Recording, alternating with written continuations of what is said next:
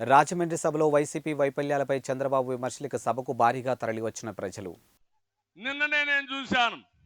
అనంతపూర్లో ఎంత దారుణం అంటే, ఒక మహిళ వితంతు, ఒక అబ్బాయి ఉన్నాడు. ఆవిడికి పెన్షన్ రావాలంటే ఆవిడ అడగనని పోతే, నటరాజ్ అనే ఒక వ్యక్తి, వైఎస్ఆర్ కాంగ్రెస్ నాయకుడు, మంత్రి అనుచరుడు, తన కోరిక తీర్చమన్నాడు. ఆ అమ్మాయి చెప్పింది, నేను అలాంటి దాన్ని కాదు, నన్ను వదిలిపెట్టంటే ఆ అమ్మాయిని వేధించి వేధించి కడకు నడి రోడ్లో ఆ అమ్మాయి పైన దాడి చేశారు.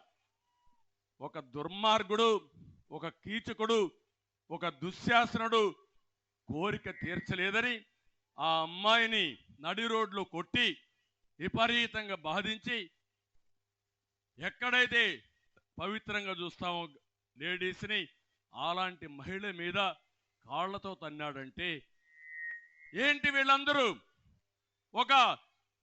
ఓసారి అనిపిస్తుంది, ఆంబోతులు మారిగా తయారయ్యారు, ఊరి మీద పడ్డారు.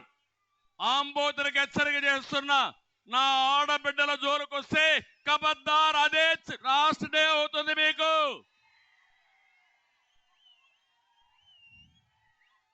సిగ్గుందా ముఖ్యమంత్రి అని అడుగుతున్నా, నువ్వు సైకో అవునా కాదని అడుగుతున్నా. అంటే ఎక్కడికి పోతున్నాం ఈ రాష్ట్రంలో? నిన్ననే ఒక సీనియర్ నాయకుడు కన్నా లక్ష్మీనారాయణ నియోజకవర్గానికి పోతే అక్కడ ఒక సైకో ఉన్నాడు, ఆంబోత రాంబాబు. ఆయన మీద దాడి చేస్తాడు. చెప్తున్నా, ఆంబోతు నీ కళ్ళు వేస్తా, వదిలిపెట్టాం, వడ్డీతో సహా చెల్లిస్తా, కబద్దార్, జాగ్రత్తగా ఉండమని హెచ్చరిస్తున్నా.